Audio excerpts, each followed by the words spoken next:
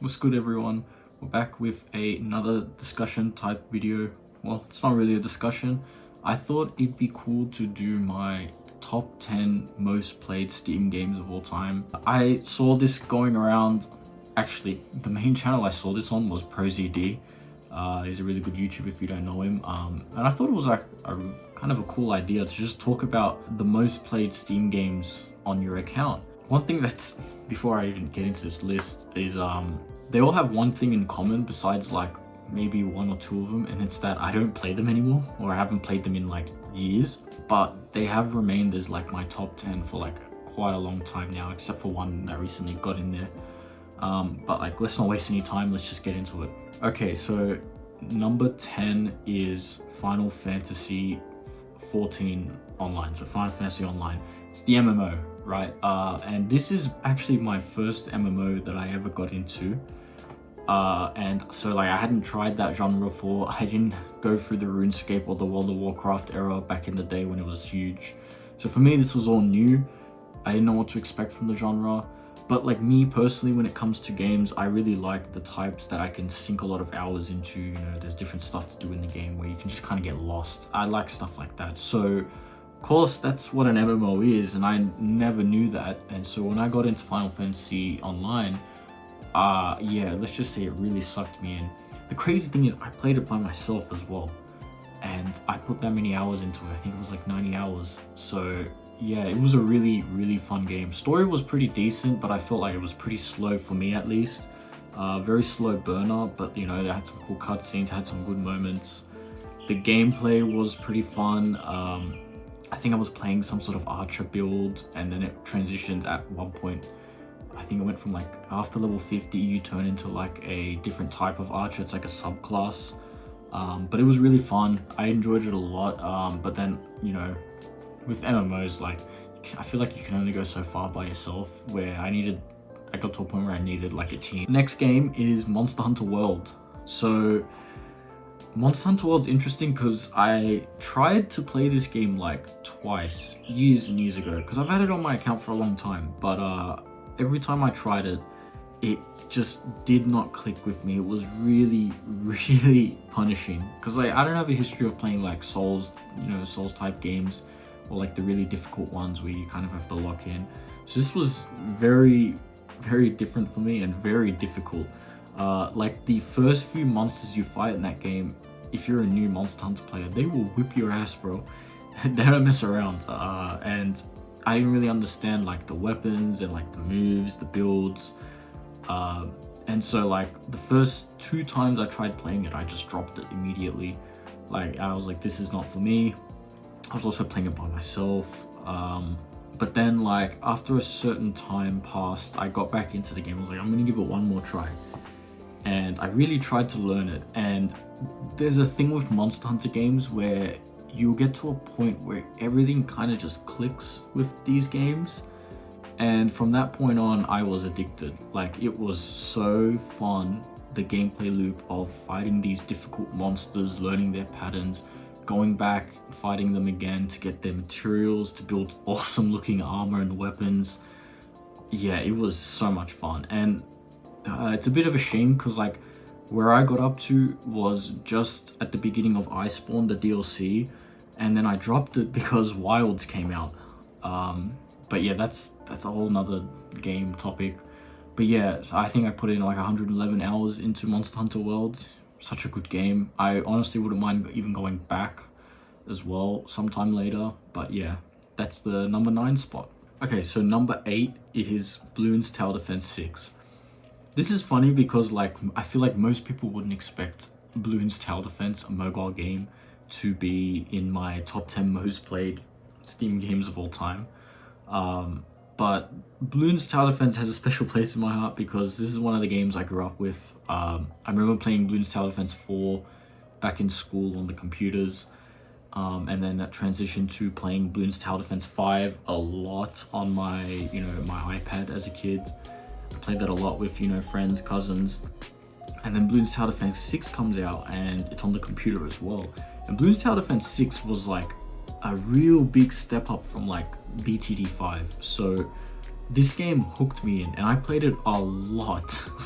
Like, I kept coming back for the updates. I tried, you know, black bordering every map, you know, just basically doing every mode on every map. Most maps, beginning maps I did it on, and then I stopped. Yeah, and it's really fun to play with friends as well, which I did a lot. It's just all around a great game. But I don't think I'll be returning back to this game just because it just feels like I've done everything. Like, I've unlocked basically all the towers. There's not real much left for me to unlock in the game, and I feel like I've done everything. So that's why I think I'm done with BTD 6, unless they make a BTD 7. Then, you know what, we might have to check that one out. So yeah, I think I clocked like 126 hours into this. Pretty crazy. But yeah, that's number 8. Okay, number 7. This is a very special game to me. This is Black Ops 3. Man, this game I basically grew up with in a way. Yeah, I think I have 143 hours, I don't fully remember, on the PC. But that's not even like technically all the hours I played on BO3. On the PS4 alone, I have over 500 hours put into it, which is crazy to me because it's a COD game. And yeah, this game is, I'm gonna say, like, BO3 is in my top 10 favorite games of all time, purely because of the fact that I've played it so much. I've gone back to it so many times. It's so, like, you can always come back to it and have a good time. The zombies in this game has, to this day, we haven't gotten a better zombies experience from any COD. That's my opinion. I don't think we'll ever get as peak as BO3 zombies. And, you know, when you get to like the PC version of BO3 and then you introduce like workshop and mods, man, the replayability of Black Ops 3 just becomes insane. I played this game so much with friends, with cousins. I have some of the best memories in gaming with BO3. And yeah, this is just an amazing game, and I can come back to this game. I see myself coming back to it in the future again as well. Number 6 is Ark Survival Evolved. This is a game I haven't touched in forever, and there's like 2 main reasons for this. Maybe 1 reason actually. Main reason being, like, it's so big. I have all the DLCs, and every time I want to download it to play again, I look at the download size and it says like 380 gigabytes, which is fucking insane for a game, man. And like, it sucks because the game runs like crap. It is an unoptimized mess. And yet, when I was playing it, I kept coming back for it just because it is such a fun game. Like, the game itself is really, really fun. Playing it multiplayer was so fun. Like, the survival aspect was really fun. Like, it was just such a good game. However, the devs just for some reason could not like optimize this game and make it healthy and run smoothly without all the bugs. And I remember laughing at the time because, like, we were thinking, hey, maybe these guys will actually fix this game over time. Nope, they make another Ark, and that one apparently doesn't even run that well either. So whoop-de-doo, the game just kind of died for me. I haven't touched it since. I think I had like 167 hours on it, but yeah, it's a shame because I really liked Ark, but I don't think I'll be going back to it. Number 5, Garry's Mod. Man, this is a game. This is actually the first game I got on Steam, like, that I paid for, all the way, geez, like 10 years ago now, back in 2015. Yeah, this is an amazing game. I think I put in 335 hours. I played it a lot with my cousins and friends. It's just an amazing game to play with friends. It's so funny. You can just mess around and do stupid shit. The workshop mods just get better and better. Like, they just keep making new stuff. You keep experimenting with different packs, different mods. And yeah, when you play it with a group of people, it is the most chaotic game that I've played. Yeah, but I haven't played it in a long time just because people I know don't really want to play Gmod anymore. Even me, I'm kind of like done with Gmods. It is just a sandbox, so like, once you mess around a lot, it's hard to come back to it and do it again. But who knows, maybe one day I'll come back to it. But it's still one of my favorite games, man, and I enjoyed my time with Gmod. Number 4 is Terraria. Do I even need to say anything about this game, man? Terraria is like Oh, I think it's up there as like one of the greatest games made of all time. I think it's up there. I don't know where it would be up there, but it's up there, man. It's like Minecraft. It's similar in that sense where like it's just such a well-made game. Like there's so much to do in this game, and like I feel like you can keep coming back and doing new worlds and new runs because you can do different classes, you can use different weapons, different items, and then like playing it with friends or then playing on the different difficulties. It's just such a fun game to play, man. Like, and then like I remember like when I played this game at the beginning, I didn't even know what I was doing, and like the more you play it, the more you know about the different items and the different builds you can do. It's a rewarding game, man. It's a really well like rewarding game. You can put in a lot of hours into it. Like the amount of hours I put into it is nothing compared to like the hours you could put into it. And it's still getting some like updates to this day. It's like a running joke now where they said we're done with Terraria, and yet they're still pumping out updates. I haven't done a Terraria run in a while now, but I feel like I'm due for another Terraria run. We'll see. Number 3 is a free-to-play game. It's called Brawlhalla. Yeah, this game, it kind of just reflects on the times when like I didn't really have much money and I, got into free-to-play games. And man, I'm glad I did, because this game was so fun. Like once you start learning like different combos and like playing different characters, it really does get fun. And because it's free to play, like you kind of just tell everyone, hey, like get Brawlhalla, and then you just end up having the most chaotic and funny matches you could think of.